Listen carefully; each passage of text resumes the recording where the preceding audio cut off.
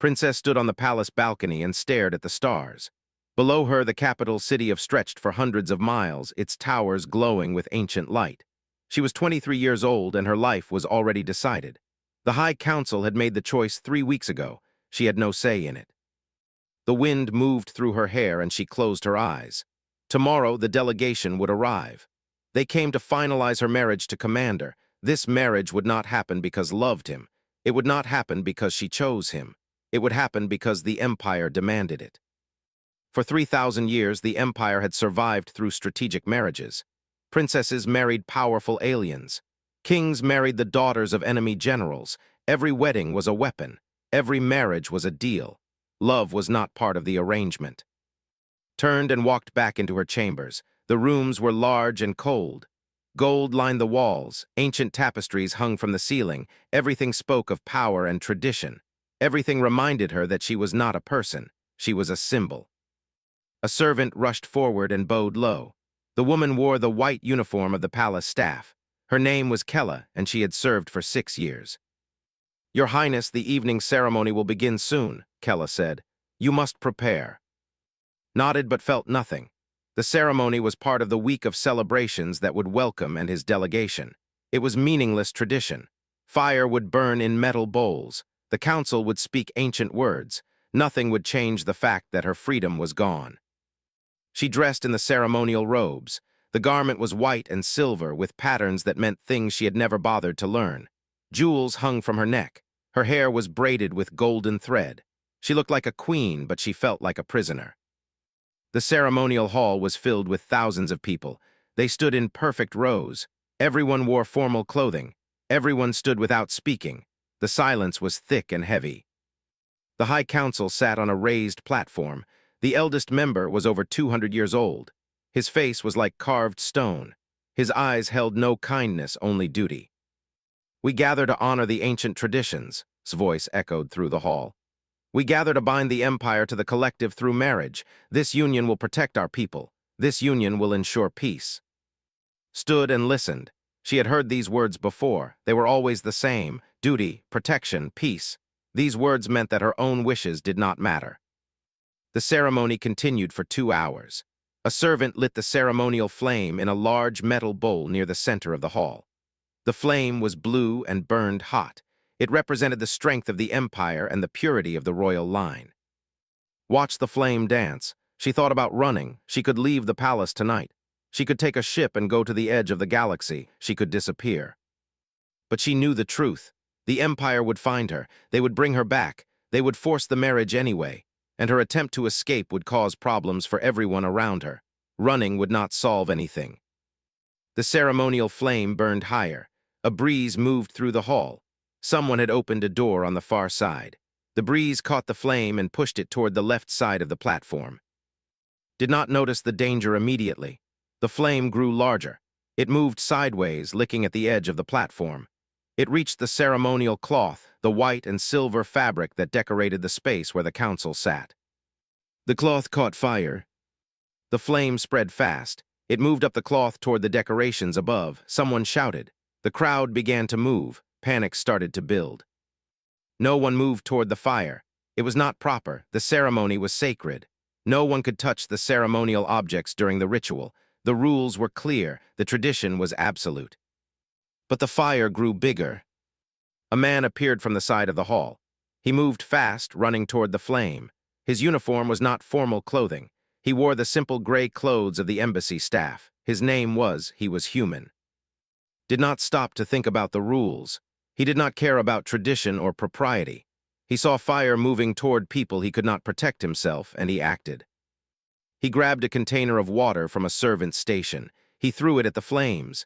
The fire sputtered but did not go out. The cloth was burning bright now. Stood watching. Everyone else stood frozen. Saw that water alone would not stop the fire. He took off the protective shawl from his shoulders, the gray cloth that humans wore over their simple uniforms. It was treated with water-resistant material, something the embassy used to protect their staff during extreme weather. He threw the shawl over the flames and covered the cloth completely. He used his hands to press the material down, smothering the fire. The flames died. Smoke rose from the cloth. Stood breathing hard. The ceremonial fire was out, the cloth was destroyed, the ceremony was broken. Everyone stared at him. No one had ever touched the ceremonial objects. No one had ever disrupted the ceremony. The rules were clear and had broken them completely. His face turned red with anger. He stood from his chair, his mouth open to speak a punishment. Then realized something else was happening. The fire had not just threatened the ceremony. The flames had spread toward where she stood. The ceremonial robes she wore were close to the flames. If had not acted, the fire would have burned toward her. Had saved her life.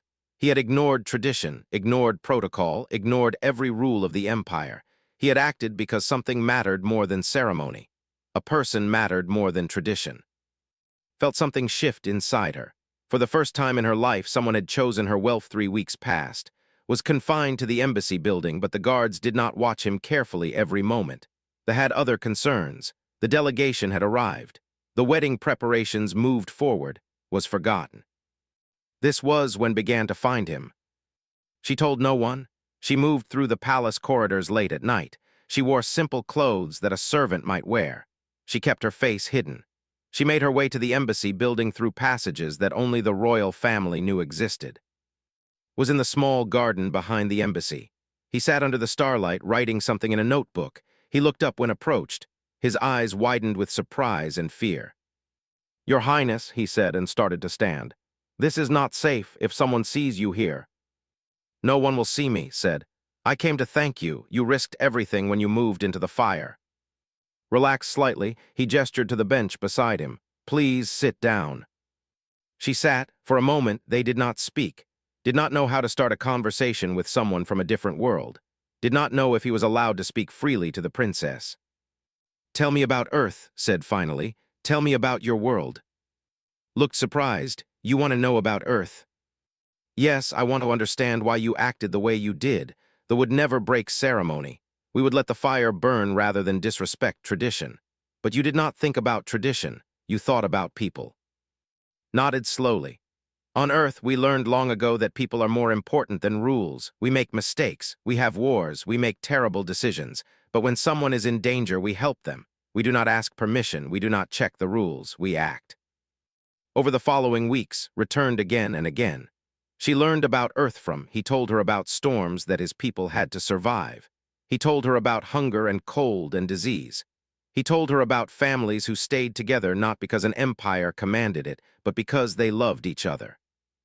"On Earth," said, "we have a concept called sacrifice. We do things for people we care about, even if it costs us something." Had never heard of such a thing. They had duty, they had obligation, but sacrifice for another person without expecting anything in return. This was foreign. She found herself looking forward to the nights when she could escape the palace and speak with. He made her feel real in a way she had never felt before. Then everything changed. The delegation had been waiting for the final agreement before arrived. He came alone, without ceremony. He walked into the palace and demanded to see immediately. Summoned her, she came to the formal receiving room, stood waiting. He was tall, his skin was blue and covered in patterns that marked his position in his military hierarchy. His eyes glowed faintly, a sign of his telepathic power. He was considered handsome by the standards of his people. "I have come to inspect my future wife," said.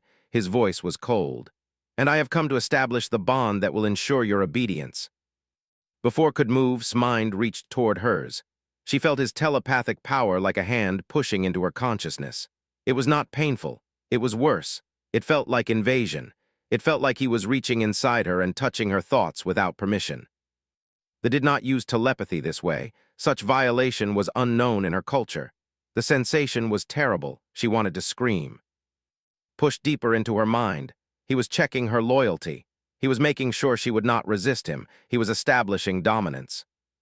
Felt her resistance break. She could not fight him. His power was too strong. Then something happened. A man ran into the room. He did not speak. He did not ask permission. He moved forward and stood between, and he put his hands on shoulders and pulled her behind him. His telepathic assault bounced away. It did not touch. The human's mind was empty of telepathic receptors. His greatest weapon was useless against him. "Get away from her," said. His voice was simple and clear. She is not an object, she is not yours. The hall erupted. Guards moved forward, shouted. This was unprecedented, and the wedding ceremony was scheduled for the next morning. Thousands of people gathered in the grand hall to watch the princess join with the collective. Holographic broadcasts transmitted the event across the galaxy. Every major species in the known universe watched to see if the ancient empire would secure peace through royal marriage. Everything was prepared. The ceremonial flames burned in their bowls. The council sat on the raised platform, stood in her white and silver robes, stood beside her in his formal military uniform. Raised his hands to speak the binding words. Opened her mouth and spoke first. I refuse this marriage, she said. Her voice was quiet, but everyone heard her. The hall fell silent. His face turned red, his hands lowered slowly. Your Highness, what do you say? I refuse to marry Commander, said again. I refuse this union. The hall erupted into noise. Guards moved forward, the delegation stood. His face showed shock and rage. You cannot refuse, said. The arrangements are final, the treaty is signed. You are bound by duty. I refuse because Commander attempted to dominate my mind, said. Such action is considered violation. It is violence against another person. I will not marry a man who violates me. The hall fell silent again. This was a serious accusation. The delegation began speaking to each other in their own language. Continued before anyone could stop her. But I invoke the ancient law of royal choice. There is a law in our records that has not been used in 800 years. It states that a princess may choose her own consort if she can prove he possesses qualities superior to any arranged partner. His eyes widened. He knew this law was real. He was old enough to remember when it had last been used. He had hoped it would never be invoked again. I name as my chosen consort, said. The noise in the hall became chaos. Guards shouted, stood and argued. The delegation demanded explanation. Holographic broadcasts cut out, then returned with news anchors already discussing the scandal. At that moment was on a transport ship heading away from the capital. He was in his small cabin, staring at the stars through the window. He did not know what was happening in the wedding hall. He did not know that the princess had just named him as her chosen consort. Within the hour, the transport ship was stopped by a royal guard vessel. A message came through ordering to return immediately under emergency decree. The captain of the transport ship told what had happened. Did not believe it at first. The princess could not have named him. This was impossible. He was human. He was from a primitive world. He could not be the consort of a princess. But the order was clear, and it came from the highest levels of the empire. Return to the capital. When he arrived at the palace was waiting for him. She stood in a simple chamber with no guards nearby. She was still wearing her wedding robes, but was gone. The ceremony had been cancelled. You should not have done this, said immediately. You have created a crisis. The collective will retaliate. Your empire could go to war. I know, said, and I do not care. I chose you because I wanted to choose. I chose you because you are the only person in this palace who has ever seen me as a person rather than a symbol. Shook his head. But I am human. The council will never accept this. The empire will never accept this. Then they will have to learn, said. The council has given you a trial period. You must prove your worth through tests. If you pass, the council will recognize our union. If you fail, I will accept whatever punishment they decide. Realized that was risking everything. She was risking her position, her safety, her future, all for him. Why, he asked, why would you risk so much? Moved closer to him. Because on my world we have forgotten what matters. We have ceremony and tradition and power. But we have forgotten that people matter. You taught me that. You showed me what it means to care about someone without expecting anything in return. You showed me what love looks like. Felt his heart move. He was terrified of what lay ahead. But he was also certain of one thing. He would fight for her. He would face whatever tests the council created. He would prove that a human could stand beside a princess. The council called a meeting. The trial would begin in 3 days. All have held its breath, waiting to see if first trial began in a military chamber. The walls were covered with ancient maps of old wars. Sat at a table with 5 military generals. They had selected a strategic problem from history, a battle that had nearly destroyed the empire. The situation is this, one general said. Our forces were retreating across 3 continents. Enemy forces outnumbered us 5 to 1. Our cities were burning. Our people were dying. The previous commander tried to hold every piece of land. He fought for every city. He refused to surrender any territory. His refusal led to the death of 3 million soldiers. Listened carefully. You must provide a strategy that would have saved the empire, the general continued. You may use any method, you may use any tactic. What would you do? Thought for a moment, then he spoke. I would retreat, he said. The generals looked shocked. I would order all soldiers to fall back, continued. I would evacuate every city. I would move all civilians to protected areas. I would accept losing the land temporarily. My goal would be to preserve people, not territory. This sounds like surrender, one general said coldly. It is not surrender, said. It is tactical withdrawal. A territory that is destroyed is worthless. A city that is burned cannot be rebuilt quickly, but soldiers who live can fight again. People who survive can rebuild. I would preserve my people first and accept temporary defeat to avoid permanent destruction. The generals discussed this among themselves. Some argued that thinking was cowardly, others saw the logic. In the end, they told him they would evaluate his response. The second trial tested its ability to resist telepathy. A master telepath was brought into a chamber. She was the most powerful telepath in the Empire. She had dominated minds for 100 years. She reached out with her mind toward, he felt nothing. His mind had no telepathic receptors. She could not touch him at all. The telepath tried harder. She pushed with all her strength. Still, she could not reach him. Human biology was immune to her greatest power. The telepath stood and shook her head. His mind is empty of all telepathic structures. He is immune by nature, not by training. This is extraordinary. The council recorded this result. A human was naturally immune to their greatest strength. The third trial tested scientific knowledge. The council brought into a chamber filled with instruments and books from across the galaxy. They asked questions about physics, chemistry, biology, and astronomy. Struggled with many answers. They had technology that Earth did not possess. Their understanding of certain areas was far advanced. But when the questions turned to evolution and adaptation, excelled. He explained how humans had survived on a harsh world. He described how human bodies had adapted to extremes of heat and cold. He explained how human minds had developed exceptional problem-solving abilities because survival required constant adaptation. The council listened carefully. They had never thought about strength in the way he described it. The fourth trial tested moral reasoning. The council presented impossible situations. A bridge was collapsing. 1,000 civilians were on one side. 100 soldiers were on the other, could only save one group. What do you choose? The council asked. Thought carefully. I would try to save everyone. I would use every resource available. I would not make the choice between groups. I would fight to find another way. But what if you could not save everyone? They pressed. Then I would choose based on need, said. I would consider who had families depending on them. I would consider who had the best chance of survival. I would make a choice that minimized suffering, not a choice based on rank or importance. This troubled some. They were used to thinking in terms of hierarchy, thought in terms of individual worth. The fifth trial was the most difficult. The council created a scenario where had to choose between his own survival and safety. A structure was collapsing. He could save himself, or he could push toward safety at the cost of his own life. There was no guarantee his sacrifice would save her. There was no certainty that his action would matter. Did not hesitate, he moved toward and pushed her toward the exit. He turned back to face the falling structure. Before anything happened, the council stopped the test.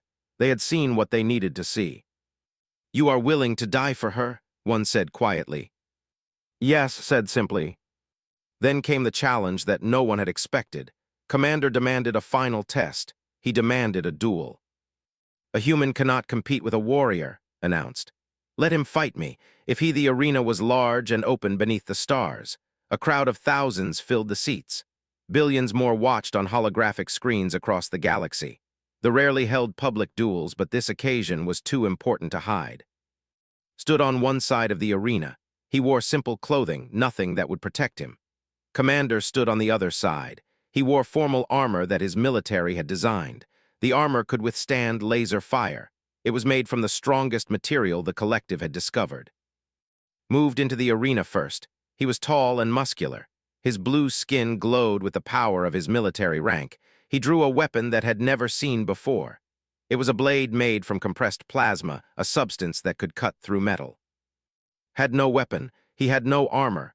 He had only his knowledge of human fighting techniques and his understanding of physics. The duel began. Attacked immediately, he was fast and strong. His blade moved towards chest. Did not try to block. He moved sideways, letting the blade pass. He had learned something important during his time on the world, was strong, but his strength made him predictable. Every swing was powerful. Every movement was designed to overwhelm. Was weaker, but he was adaptable. Swung again. His blade moved with terrible speed, ducked under it and moved behind. He did not attack. He only moved to stay alive. The crowd began to realize something. Was not fighting to win. He was fighting to survive. He was avoiding attacks, learning his patterns, waiting for the moment when his opponent would make a mistake. Grew frustrated. He swung harder, he moved faster, he pushed with more force, but was still alive, was still avoiding every strike. Minutes passed, the duel seemed endless. His breathing became heavy. The armor that was supposed to protect him was also exhausting him. It was heavy, it required energy to move. Was breathing hard too, he was tired. His muscles burned, but he was still moving, he was still alive. Then made the mistake that had been waiting for. Swung with all his strength. The blade cut through the air, ducked under it. But momentum carried him forward too far. He stumbled slightly. Understood physics better than he understood leverage. He understood how bodies moved. He grabbed Sarm at the moment when the commander's balance was wrong. He used his knowledge of human leverage techniques, methods that humans had developed fighting creatures far stronger than themselves on Earth. He pulled forward while stepping backward. His momentum and pull worked together, flew through the air and crashed into the ground hard. The breath left his body. His weapon flew from his hand, stood above him. The crowd was silent.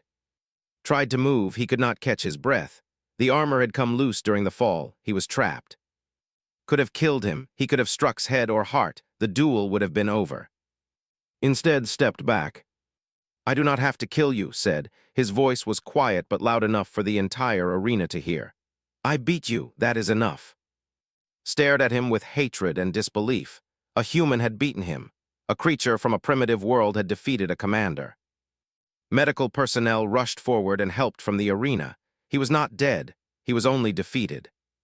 Stood alone in the center. The crowd did not cheer. They were not sure what they had witnessed. Their princess had chosen a human. Their traditions had been broken. Everything they knew had changed. Then ran into the arena. She moved past all protocol. She ignored the guards. She ran to and held him. "You lived," she said. "You lived." "I lived because you gave me a reason to survive," said. The council emerged from their seats, walked to the center of the arena. He looked old and tired. He had lived for 200 years, but he had never seen anything like this day. "The trial is complete," said. "The human has passed every test. The human has defeated the challenger. By our laws, the marriage is valid. The princess has chosen her consort." The crowd began to understand. They began to understand that change was happening. Not because the council had decided it, but because one human had shown them that strength takes many forms. Over the following weeks, and were recognized formally as consorts, the Empire began to send requests to Earth. They wanted to learn about human culture. They wanted to understand the species that had produced someone like. Traders from began to visit Earth. Humans were invited to the capital. Diplomatic relations expanded. The collective was shocked by the Empire's new direction, but they accepted it. And walked through the palace gardens one evening as the sun set. The alien sky turned colors that had never seen on Earth. They were beautiful. "You changed my world," said. "No," said. "You did that yourself. You were brave enough to choose a different path." They stood together looking at the stars. Somewhere among those stars was Earth, the harsh world that had created. It had taught him to survive. It had taught him to care about people more than power. And now, because of one human and one princess who was brave enough to choose him, an entire galaxy was learning what humans had always known, that the strongest force in the universe is not weapons or telepathy or superior technology. The strongest force is the choice to see another person as valuable, and to fight for them, not because duty demands it, but because it is right. The story of and would be remembered for thousands of years. It would be taught in schools. It would remind people that sometimes the person you need comes from the place you least expect, and that one act of genuine care can change the course of history. I will accept the council's decision.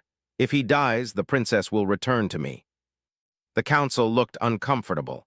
They had expected the duel would be finished in seconds, but they had no legal reason to refuse. Tried to object. She stood and argued that the duel was unnecessary, but the law was clear, she could not prevent it. Stood to face the challenge, grabbed his hand. "Do not do this," she said. "You will die."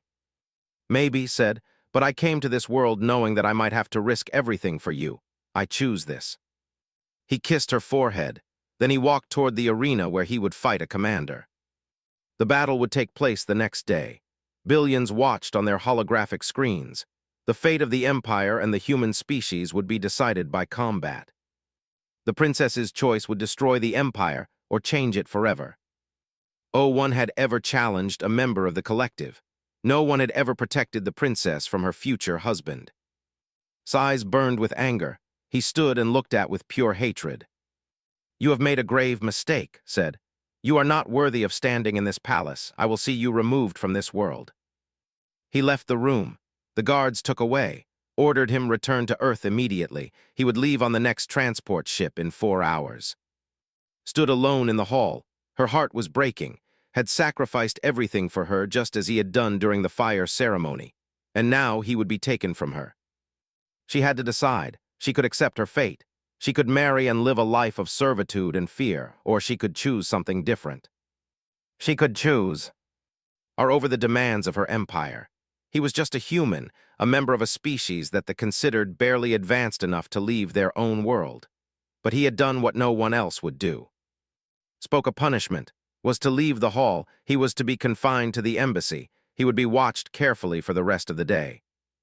But as walked out of the hall, watched him go. Her heart moved in a way it had never moved before.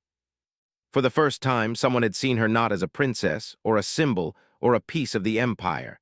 Someone had seen a person worth saving. And that someone was a human named